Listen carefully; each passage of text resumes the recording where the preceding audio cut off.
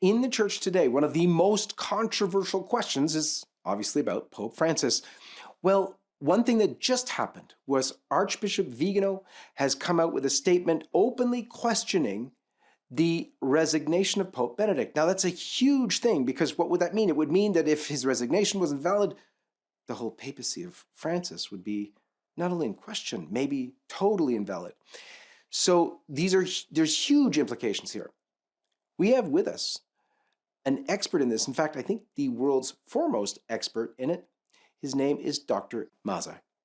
You're going to want to stay tuned. This is the John Henry Weston Show.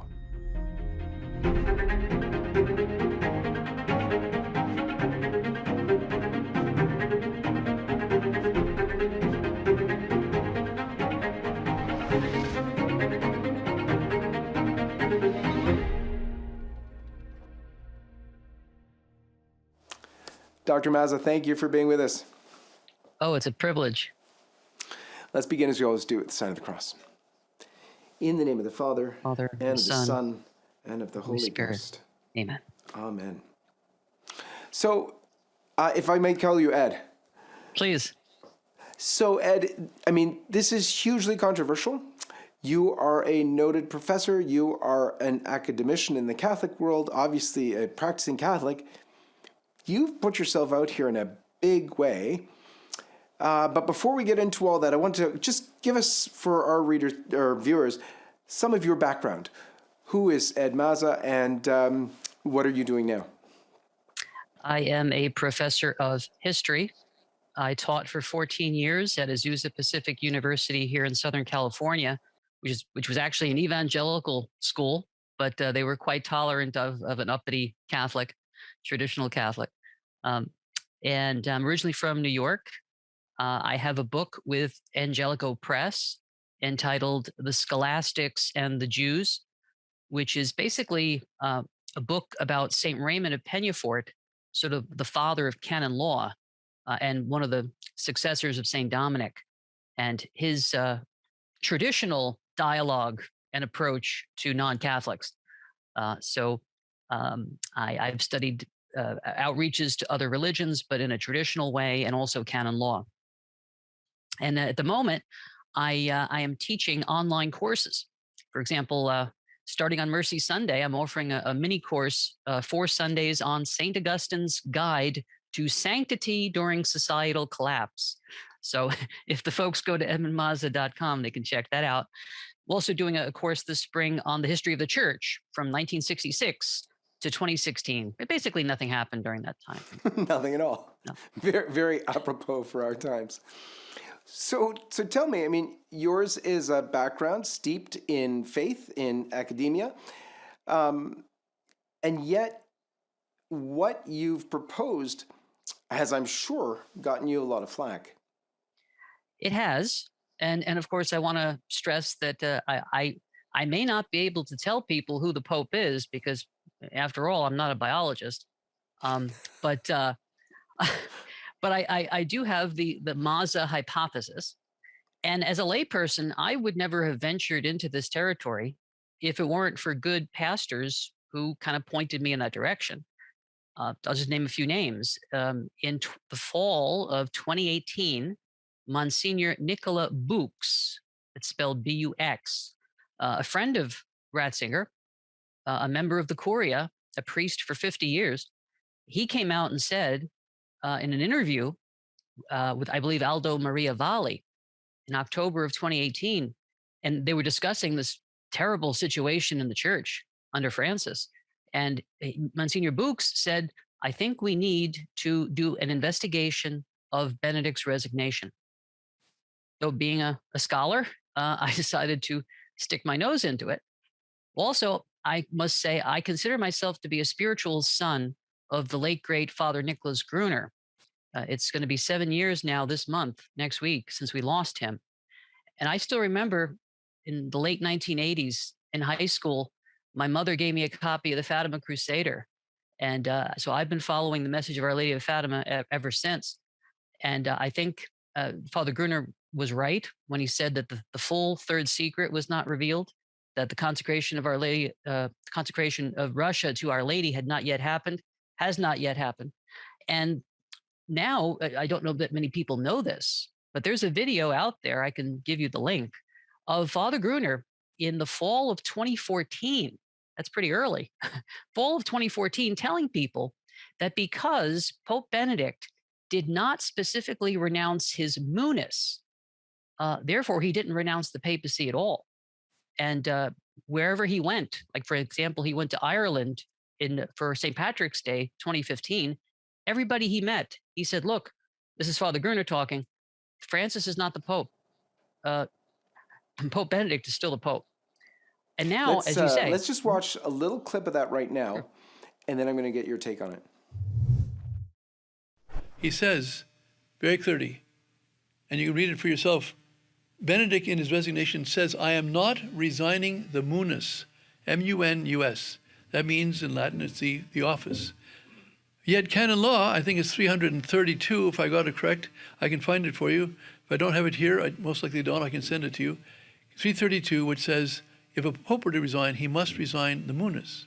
So here you have canon law saying, to resign, you must resign the munus. And here you have Pope Benedict saying, I'm not resigning the munus. Now, to me, that's a principle that there's a contradiction here. If you're resigning, you have to resign the munus, but he's saying, I'm not resigning the munus. So whatever he's doing, he wasn't resigning the papacy. And so, as you saw in that clip, Father Gruner was analyzing the text of his renunciation, Pope Benedict's Declaratio, which he issued on February 11th, 2013. And so, of course, during our chat here, I'll go through a little bit of that to try to unpack it for the folks and explain why it's quite likely that the resignation was invalid. Well, absolutely. Here's actually a little clip of the somewhat filmed announcement by Pope Benedict and reaction from some of the cardinals. Let's have a look at that. Ad conditionem certam perveni vires meas in gravescente etate non iam aptas esse ad munus Petrinum eque administrandum. Bene consciusum hoc munus secundum suam essentiam spiritualem non solum accendo et loquendo exequidibere, sed non minus patiendo et orando. Attamen in mundo nostri temporis rapidis mutationibus subjecto et questionibus mani ponderis pro vita fide perturbato, ad navem sancti Petri gubernandam et annunciandam evangelium etiam vigor quidam corporis et anime necessarius est, qui ultimis mensibus in me modo tale minuitur, ut incapacitate meam ad ministerium ea commissum bene administrandum agnoscere debiam. Qua propter bene conscius ponderis huius actus plena libertate declaro, me ministerio episcopi Rome, successori Sancti Petri, mi per manus cardinalium, die 11 aprilis bis 15 commissum, renunciare ita da die 28 februari bis 13 hora 20, sedes Rome, sede Sancti Petri vacet, et conclave ad elicendum novum sum pontificem, ab hisquibus competit convocandum esse. So, Ed, if you can unpack for us what happened, what was said, and what do you make of it? Yes, let's start with the what, because on my side of the fence, there's a bunch of people that have different theories as to the why. Mm-hmm. And I'll give you my best take on that as well. But in terms of the what, people don't know this, but the Holy Father, the Roman Pontiff, whatever power he possesses in virtue of his office. This is what the First Vatican Council in 1870 teaches, and it's what canon law teaches in Canon 332 under the 1983 Code of Canon Law, which governs the Church today. And in Canon 332.2, it says, if it happens that the Roman Pontiff resigns his office, it is required for validity that the resignation is made freely and properly manifested. So what do we see there? There are three things. the first thing is that a papal resignation, as rare as it is, it could be invalid if he doesn't renounce his office, and the word in Latin is muneri in the text, which is in the original, it's munus. And this is the text of the canon law, is that right? Exactly. Canon 332.2. Again, I can give you the text. And it says, if it happens that the Roman pontiff resigns his munus, it's required for validity, meaning it's possible for it not to be valid if it's not made freely or if it's not properly manifested. Well, I think on all three counts there is ambiguity and problems, and so we can unpack that if you'd like. Yeah, let's start. Let's wherever you wish to start from. I think we're going to save the why for later, and so we're really going to be looking at those two other parts. Excellent. So let me read from Pope Benedict's Declaratio, and I'll just read a few phrases here. He says, "Beni conscius sum hoc munus secundum suam essentiam spiritualem." Now, what he just said there is that he's very well aware that the munus of the Roman pontiff is essentially a spiritual nature. And then he says, "Non solum agendo et loquendo, exque debere sed non minus paciendo et orando." In other words, he's aware that this munus has an active element, words and deeds, but no less, it has a passive element of suffering and prayer. And then towards the end of his Declaratio, he says, "Incapacitatem meam ad ministerium mihi commissum bene administrandum agnoscere debeam." He's recognizing his incapacity to keep doing this active ministry of words and deeds. And so he says, "Declaro me ministerio episcopi Romae successoris Sancti Petri." And then a little later, he says, "Renunciare." So what he did there is he did something odd. He switched from using the expression munus petrum, which he repeated again and again. Which means what? It means the office of Peter. Okay. And then he changed that at the end. The money line in his Declaratio is the renunciation. And what he actually renounces is the ministerio episcopi Romae, the ministry of the Bishop of Rome. So we have to ask ourselves, why did he replace munus with ministerium? And why did he replace, Petronum with episcopi Romae? Why change the way he was narrating things? And I think what he was essentially doing in that Declaratio is that at the beginning of the Declaratio, he says, this munus is carried out in an active way through words and deeds, and he's clearly not up for that anymore. But it's also carried out by suffering and prayer. Well, he can still do the suffering and the prayer, so he hasn't renounced completely that munus. That office. That office. But that's a problem, because that's the one little thing you have to do to resign from the papacy. It's not that difficult. According to canon law. Yeah, exactly.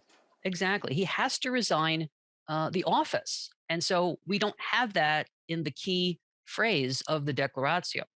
Now, the fact of the matter is that we have to understand Pope Benedict's use of the word munus in his Declaratio with a whole controversy, John Henry, that's been going on for the last 60 years since Vatican II. In my research, what I've uncovered is that many traditional Catholics are aware of, obviously, the problems with the new Mass, the problems of the conciliar church with regard to the reception of Holy Communion, the problems of the conciliar church with regards to bishops' conferences and the teaching on human sexuality. Well, I was surprised to learn that there's another crisis in the church, which most people are not aware of. Fighting a war on so many fronts, it's understandable that we're not going to be aware of everything. But there's actually a crisis in ecclesiology. Now, that's a fancy word for the church's theology of church. I can share a couple of quotes with you, if you'd like, from some professors regarding this unknown or not widely known crisis in the ecclesiology of the church, which actually, it seems, like everything else in the post-Vatican II world, has impacted maybe even the legitimacy of Papa Ratzinger's renunciation. So let me give you a quote. This quote is from Bishop Arrieta, who is the secretary of the Pontifical Council for the Interpretation of Legislative Texts. And he's also a professor of canon law.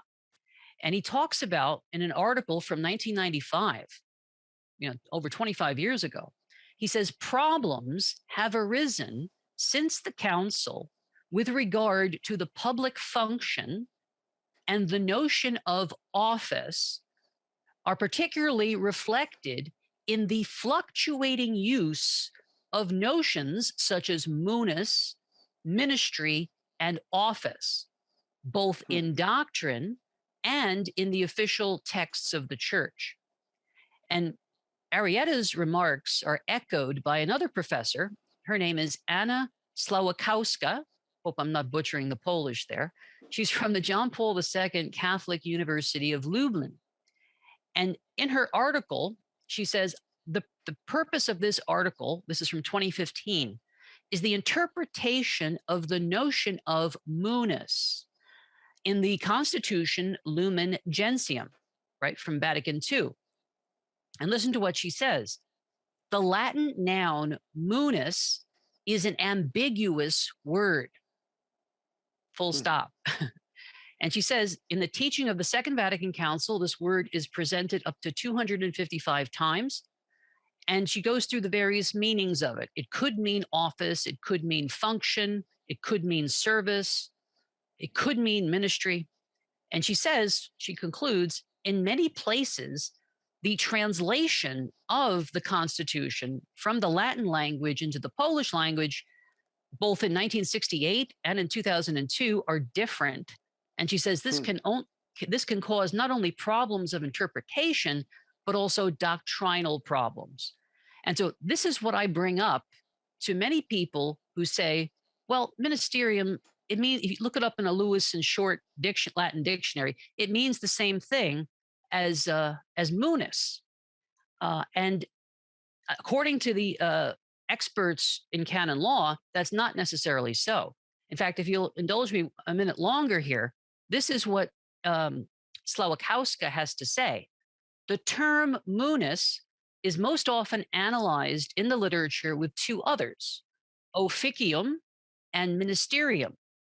And she says this, they are also synonymous with it, but at the same time, each of them can mean something different.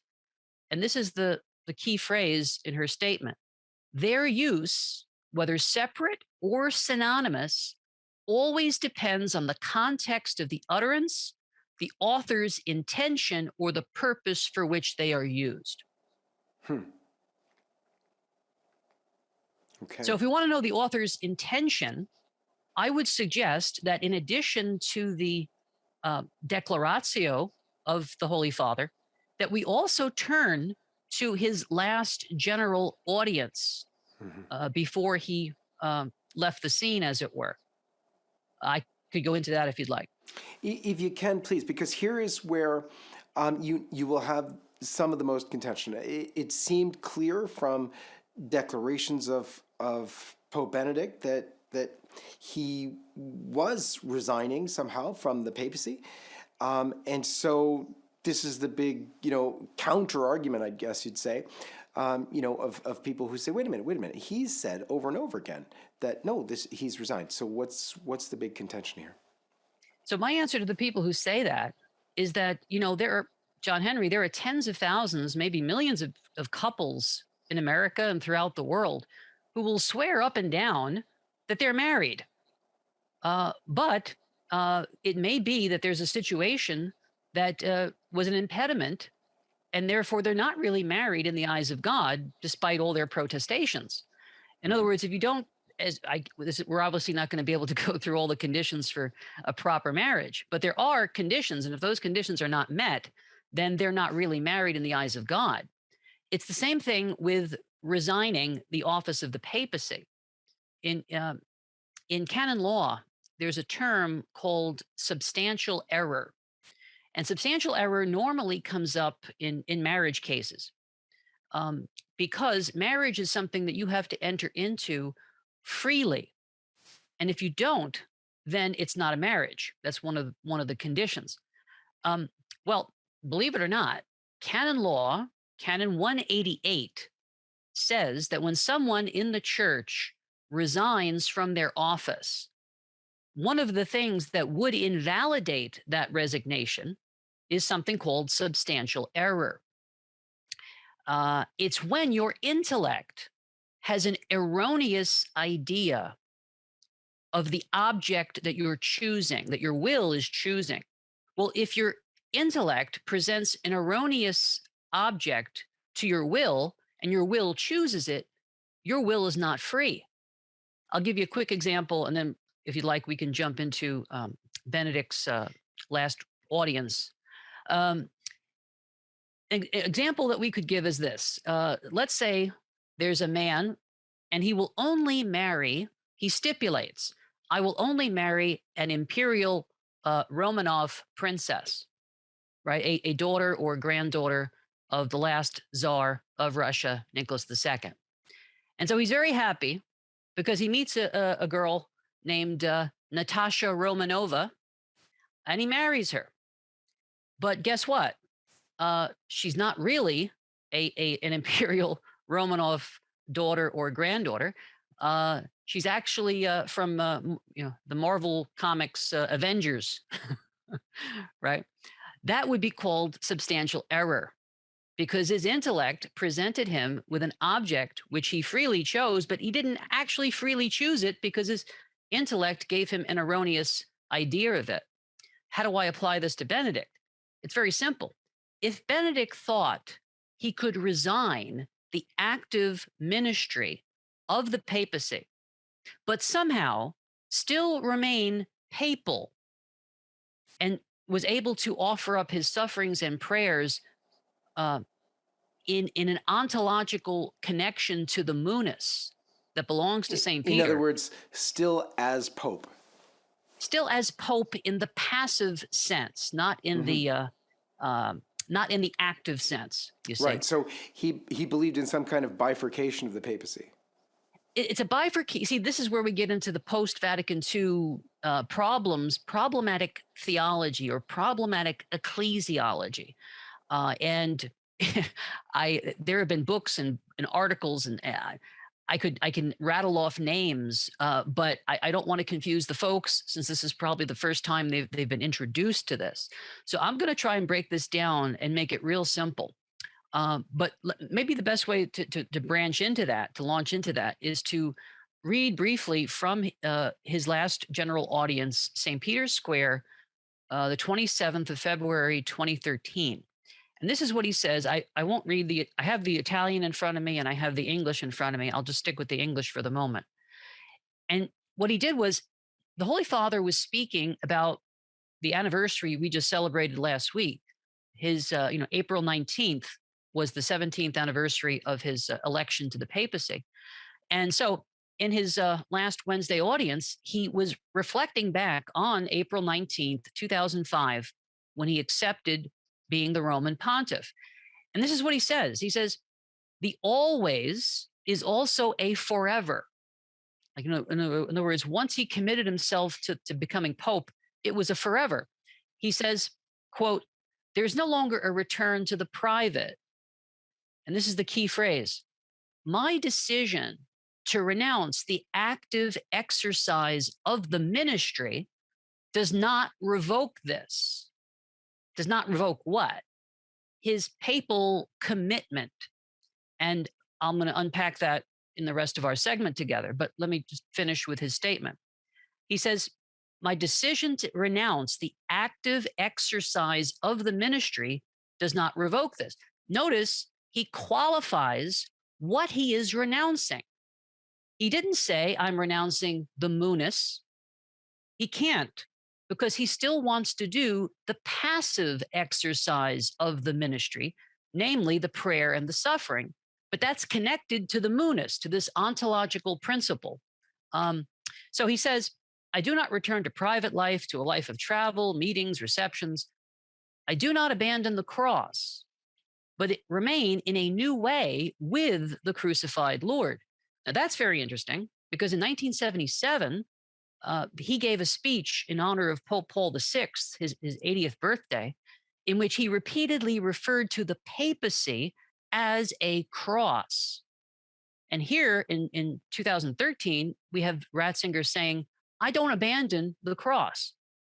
And he goes on to say, I no longer carry the power of the office for the government of the church, in other words, the active administration of the church, but in the service of prayer, I remain, so to speak, in the precincts of St. Peter. And then he finishes by saying, St. Benedict, whose name I bear as Pope, will be a great example to me in this. He has shown us the way to a life which, active or passive, belongs totally to the work of God. So take us through there, if you would. Where does that leave us with regard to Benedict, Pope, not Pope? Okay.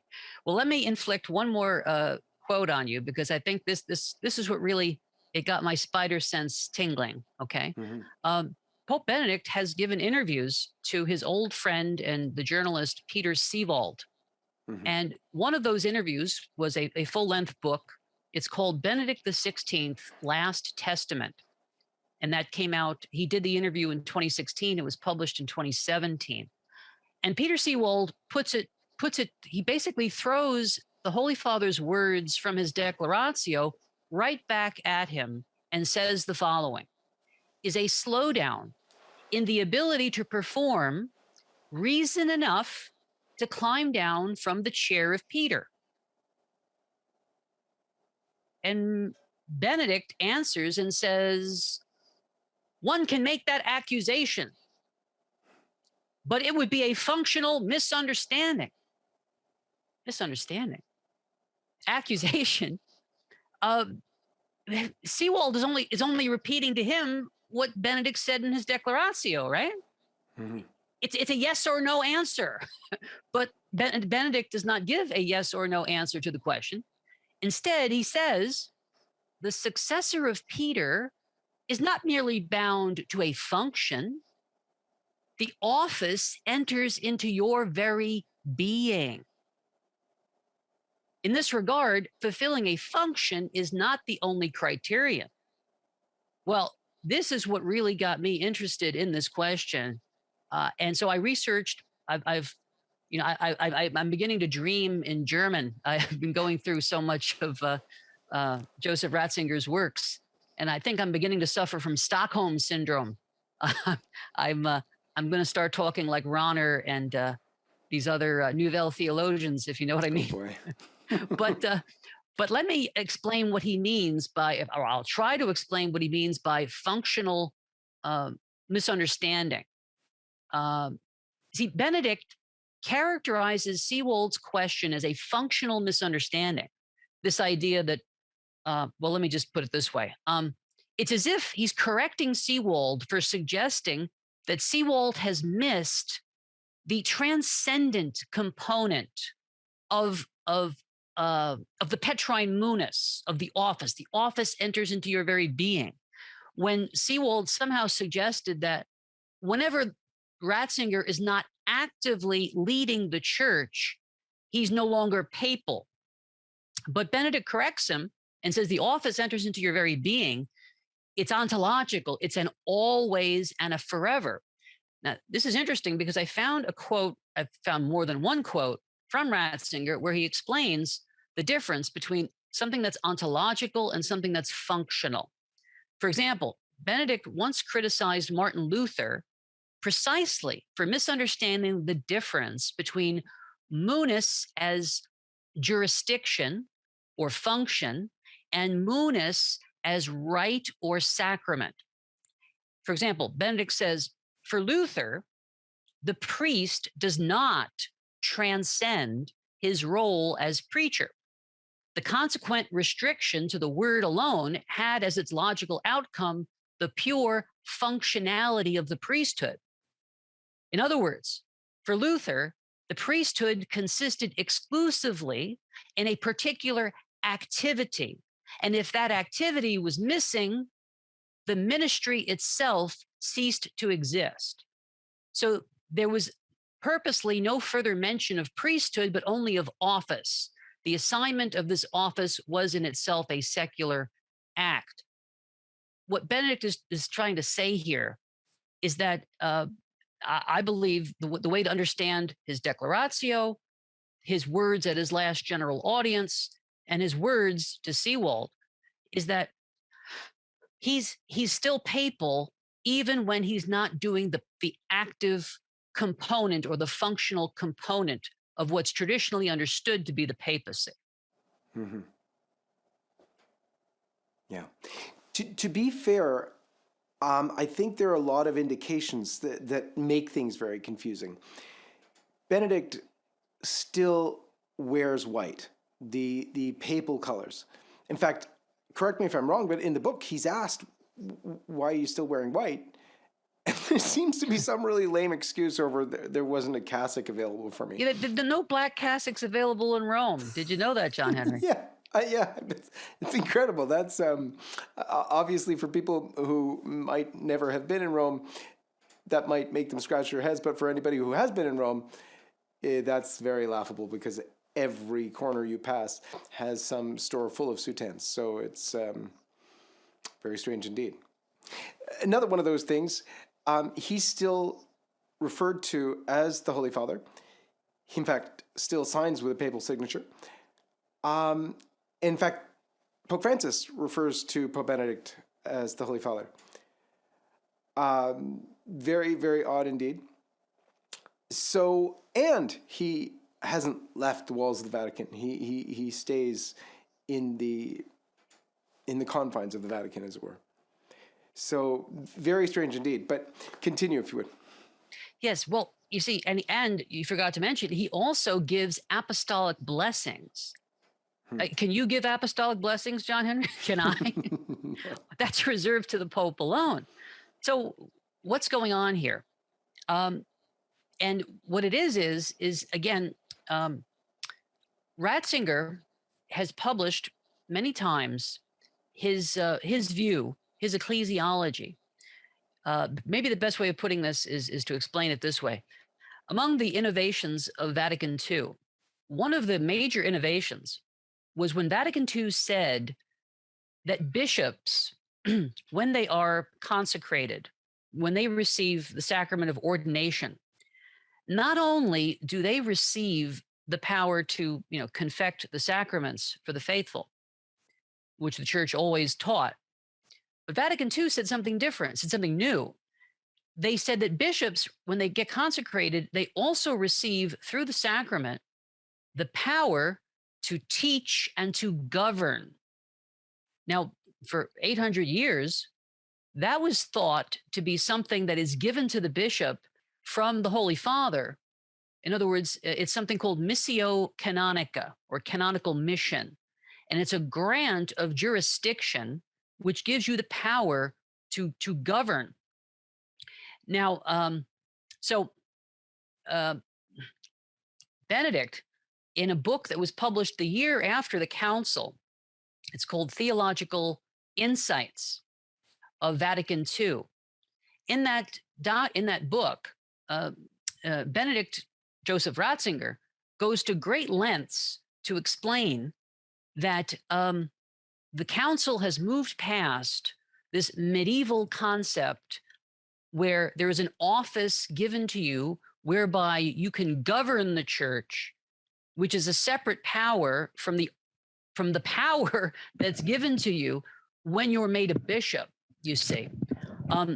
What Ratzinger and he's not alone in this. In fact, maybe the best way of explaining this, if you don't mind, I'll quote a friend of both of ours, Dr. Roberto Di Mattei, who actually has taken issue with Ratzinger on this, and I think he explains it better than I can.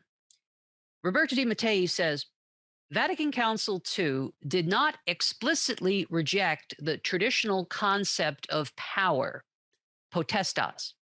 But what they did was they used different language. They set it aside, replacing it with an equivocal new concept, that of munus.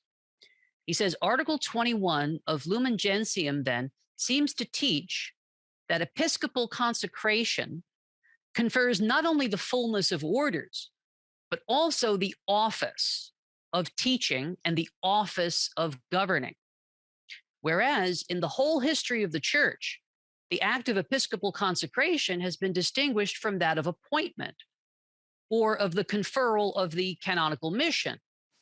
This ambiguity is consistent with the ecclesiology of the theologians of the council and post-council, and Di Mattei names them: Kanyar, Ratzinger, de Lubac, Balthasar, Rahner, Schillebeeckx, who presumed to reduce the mission of the church to a sacramental function and scaling down its juridical aspects. And he finishes by saying this: Ratzinger distanced himself from tradition when he saw in the primacy of Peter the fullness of the apostolic ministry, linking the ministerial character to the sacramental.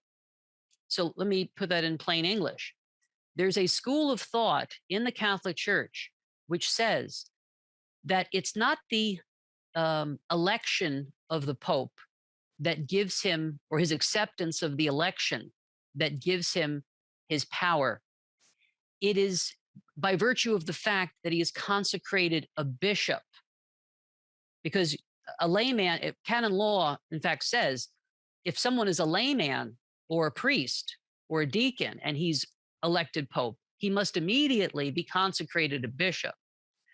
Now, so there's this rift in the church between those who say that the Pope gets his power by episcopal consecration and those who say no, he doesn't. But if Ratzinger is truly among those who say that the Pope gets it from episcopal consecration, well, as Professor Ghirlanda, the former head of the Gregorian University, points out, if he got it through episcopal consecration, he can never lose it, because what we receive through a sacrament, we never lose, you see? So that would explain, that would make perfect sense why he still wears white, still lives in the Vatican, still gives apostolic blessings, why his own companion, Archbishop Georg Ganswein, in a speech at the Greg in May 2016, said that Benedict, both before and after his resignation, still considers himself as participating in the Petrine Munus. He has not at all abandoned the office of Peter. What he has done is he has courageously renewed it. Mm-hmm. And those are, by the way, I think those are direct quotes from Archbishop Genswein, are they not? They are. And this is the problem. What if Ratzinger's ecclesiology is wrong? I mean, the post-conciliar church couldn't get the Mass right. They can't seem to get the reception of Holy Communion right. They can't seem to get a whole host of things right.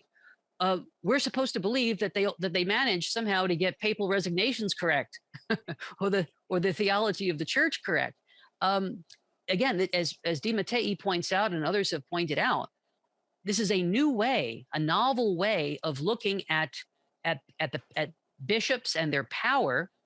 And if you can, in other words, if this is what I'm arguing, this is the Mazza hypothesis.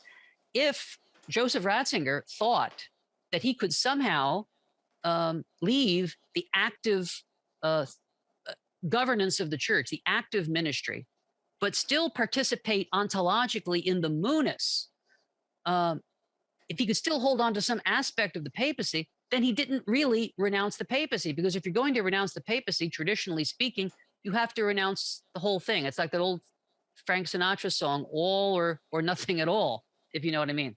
Mm-hmm. It's very interesting, especially in light of his predecessor as well, because here he is talking about his incapacity to do the functions, the active ministry, if you will. Yet his own predecessor, we all watched, those of us who are, let's say, older than 35, still remember John Paul II, especially in his last years, where you could arguably say he could not function in terms of an active ministry.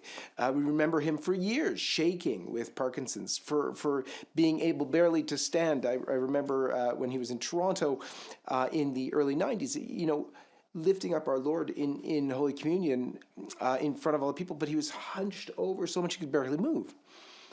It was such a moving portrayal of suffering, and yet continuing in this office until his death. Like every father, you don't renounce your family because you're too old. You struggle and continue unto death into it.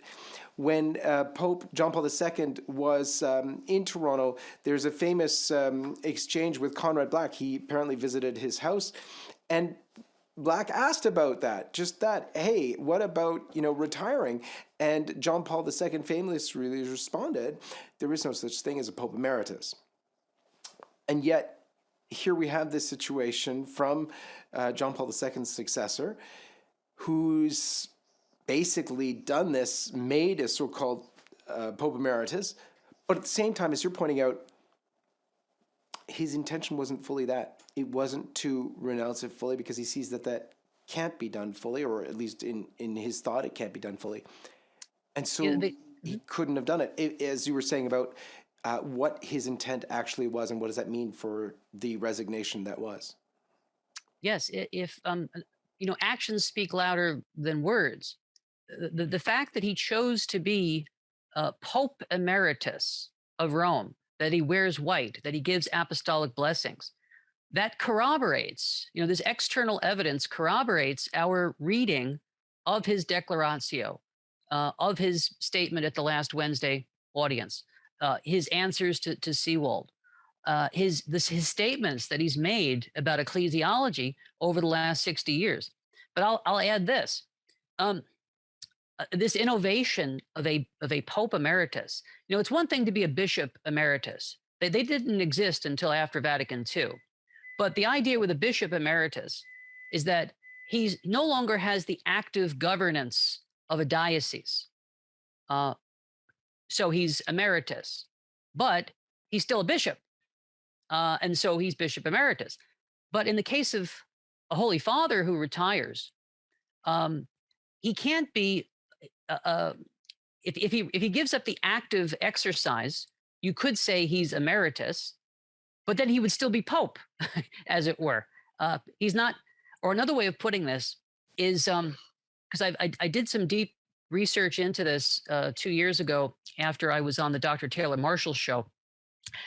I had read that there's a theological opinion that perhaps a pope, for a very grave reason, could separate the office of Vicar of Christ from the Bishop of Rome.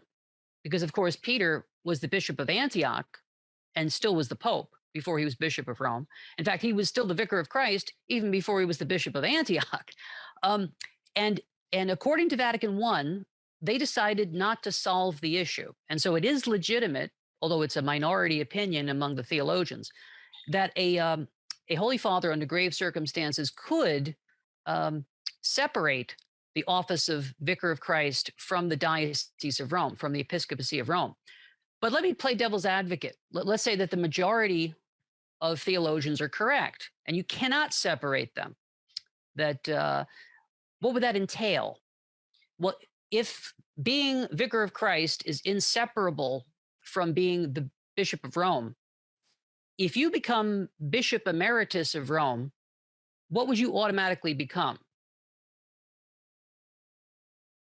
Well, you'd become not only Bishop Emeritus, you'd become Vicar of Christ Emeritus. Doesn't that logically follow? If being the Bishop of Rome automatically makes you Vicar of Christ, and the two are indissoluble, then if you claim to be the Bishop Emeritus of Rome, you must simultaneously be claiming to be the Vicar of Christ Emeritus. What the heck is a Vicar of Christ Emeritus? That would mean that somehow the current occupant of the chair and Ratzinger would somehow be sharing in the spiritual office of the Vicar of Christ. And actually, the church has come out and declared that to be heterodoxy. Back at the time of the Jansenist crisis in the 1600s, the Pope came out with a statement, a magisterial statement, saying that you can't have more than one person sharing in the power of the Vicar of Christ, of the papacy. So again, the very fact that he's come up with this novel thing, Pope Emeritus, if that doesn't jive with the actual ontological reality of the church, as I explained, how can you be Pope Emeritus and not simultaneously be claiming to be Vicar of Christ Emeritus? And the church has already condemned that notion. Then again, it points to a substantial error in his mind when he resigned, in the object that he chose. That would mean that his will was not free. So if we go back to Canon 332.2, what are the three things that can invalidate a papal resignation? One, if he doesn't renounce the munus. Well, you can read the Declaratio, he never actually renounced the munus. Two, what can also invalidate a papal resignation? If it's not manifested properly.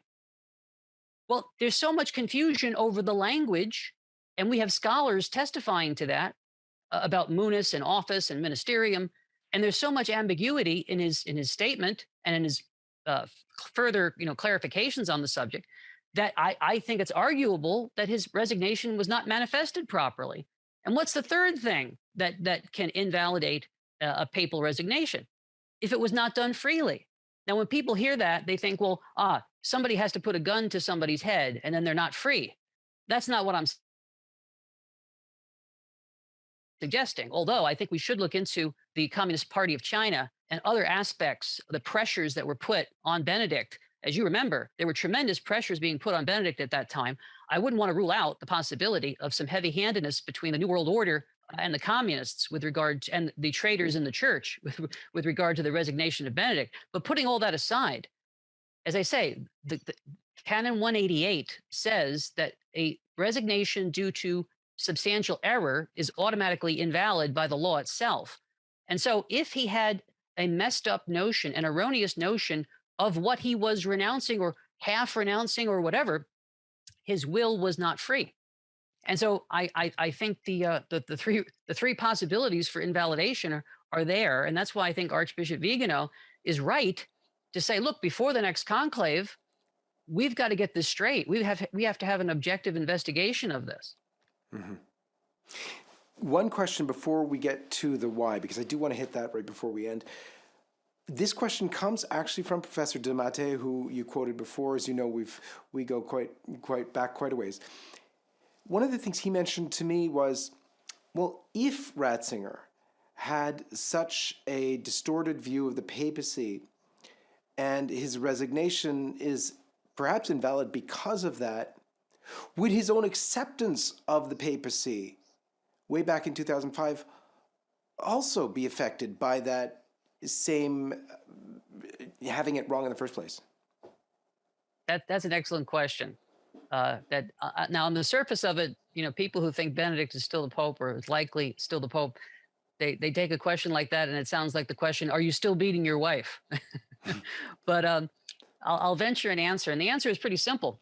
When Benedict accepted the papacy, he didn't reserve anything. He didn't put anything, he didn't add any technicalities or qualifications or reservations to it. He just simply accepted it.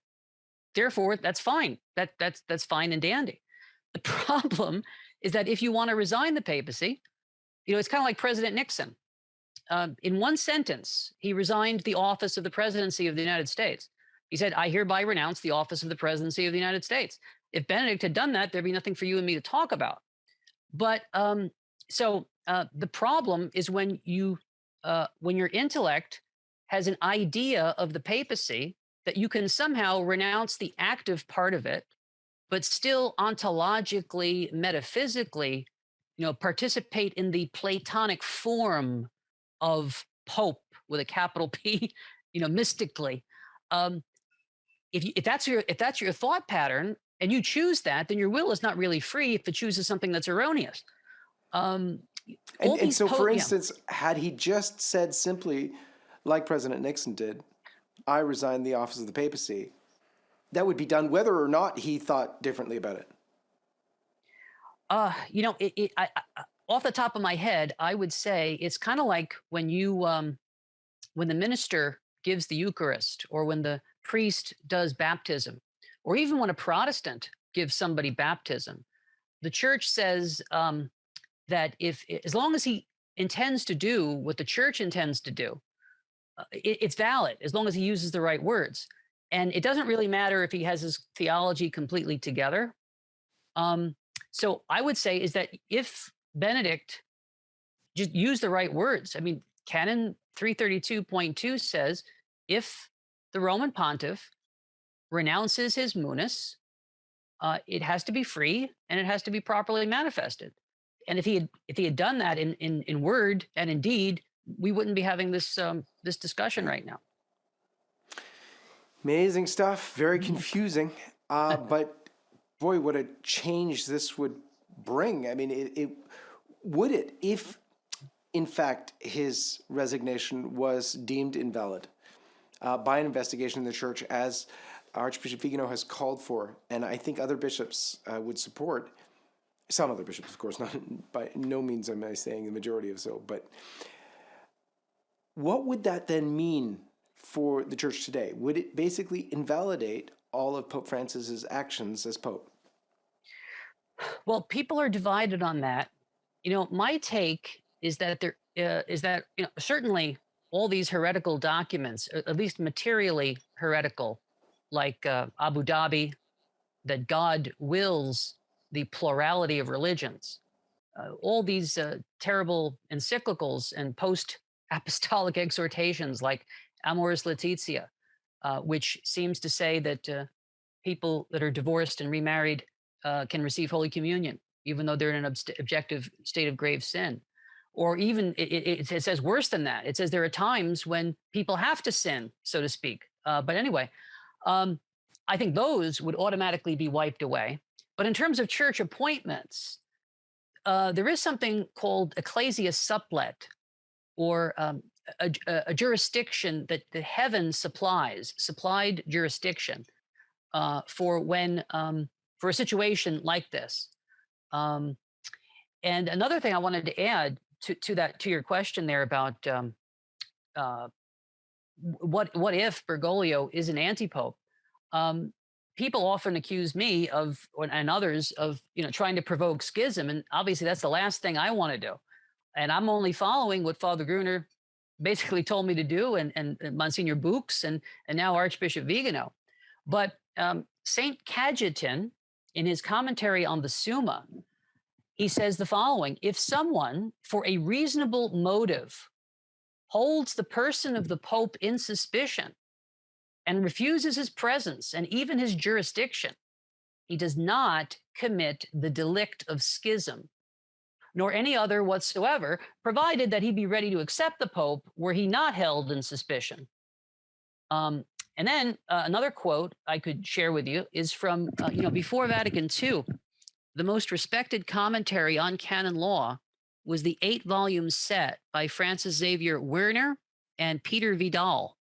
And they wrote, "They cannot be numbered among the schismatics who refuse to obey the Roman pontiff because they consider his person to be suspect or doubtfully elected on account of rumors in circulation." Just rumors in circulation.